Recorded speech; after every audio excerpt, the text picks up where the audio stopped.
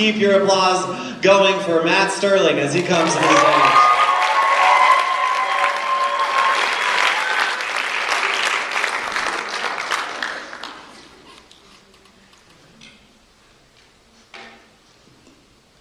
I'm going to talk to you today about what God does not consume. That's right, I said I'm going to talk to you today about what God does not consume. Now you might be thinking as you sit there, Matt, you just spent over $10,000 going to school for 2 years of your life. What God does not, are you talking about what he eats? I mean, I don't understand. Are you talking about the dietary habits of God? I mean, he eats Pizza Hut but not Papa Murphy's. He drinks Coke but not Pepsi. I don't get it. No, that's not what I'm talking about. We learned in basic doctrine that God is four things. There's four God is verses in the Bible. God is love. God is spirit. God is holy. And God is an all-consuming fire. And I'm going to be talking to you today about that. But more importantly, the single most important thing that I've learned while I've been going to HITC. What God does not consume. Before I get into that a little bit, I want to talk to my classmates a little bit. Emily, Brittany, Saeed, Shane, Jessica, Rachel, Jessica, Anna, Hussein, Sarah. You are all so amazing, and you've meant so much to my life. We've gotten so close over the years. As we go through these speeches, I think you're gonna notice kind of the different speaking styles of each one of these students. We're all unique, and we all have our own style. None of these Capstone speeches are going to be the same. And for whatever reason that I don't know, my speeches are always like the deep, like emotional, what God's doing way down inside. And I thought about doing something different. I'm like, I can't do something different. That's how I've been for the last 2 years. I can't all of a sudden break tradition on Capstone. And the other thing is I've gotten this bad rap for shouting. I don't even understand. I don't know, we'll see if we can't work something in. But the Bible does say God is an all-consuming fire. And I want to read some verses about that. Hebrews 12:29, for our God is an all-consuming fire. The writer of Hebrews was quoting Deuteronomy 4:24, for the Lord your God is a consuming fire, a jealous God. And it's talking about when the children of Israel had come out of Egypt. They had gone through the desert and wandering season. They were just about to go in and inherit the promised land. And Moses was edifying them and exhorting them. Your God is an all-consuming fire. He is a jealous God. Don't mix with the idols there. Don't let your heart become entangled. Stay true and devoted to him. Let your heart, your mind, your eyes be set on him always, no matter what you do, no matter where you go. And this has been the cry of my heart as I've been going through school in HITC, that as I'm launched out into the rest of my life, as I go forward from here, as I pursue the plans and the dreams, the things that God has for me, that I would be focused on him all the days of my life, that he would be my love and my passion, and nothing else would be able to take me away from him or be able to take me off course or hinder me, and that I would see other people through my life be able to come into the same love affair, love relationship with God, to where he is their only desire, their only hope, their only love, and nothing else matters. That's what I want to see for myself and for the people around me. The Bible says that God came and consumed the sacrifices when they were brought before him in the tabernacle.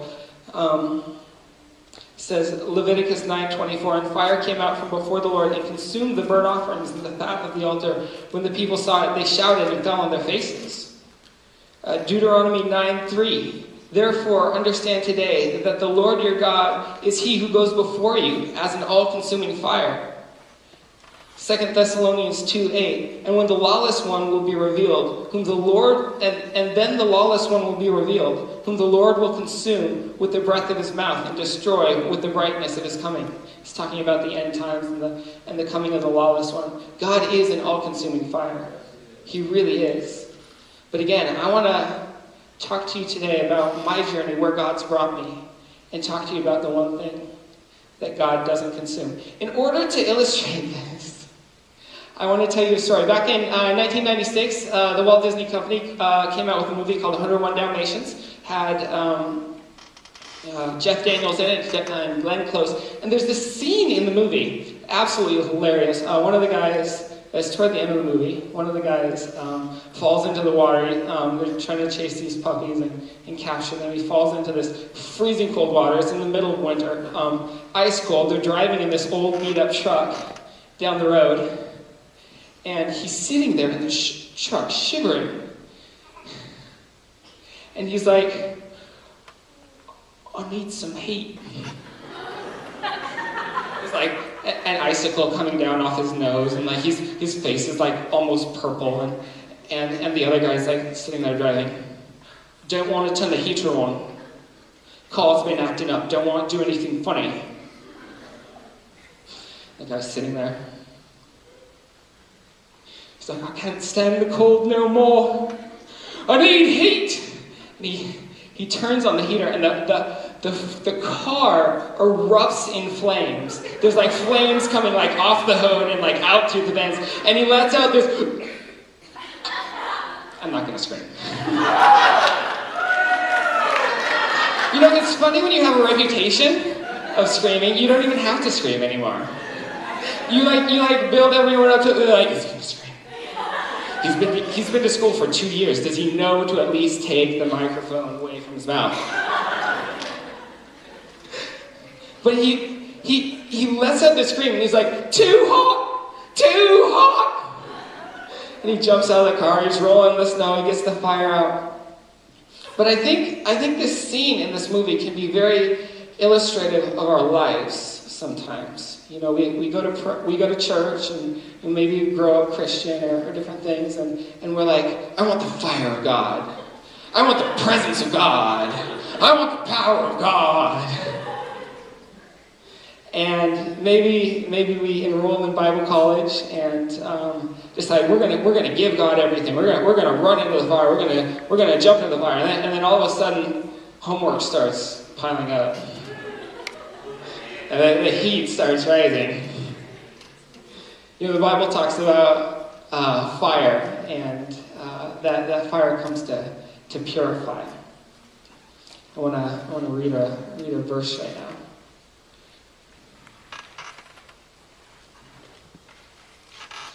It talks about when the fire starts to come.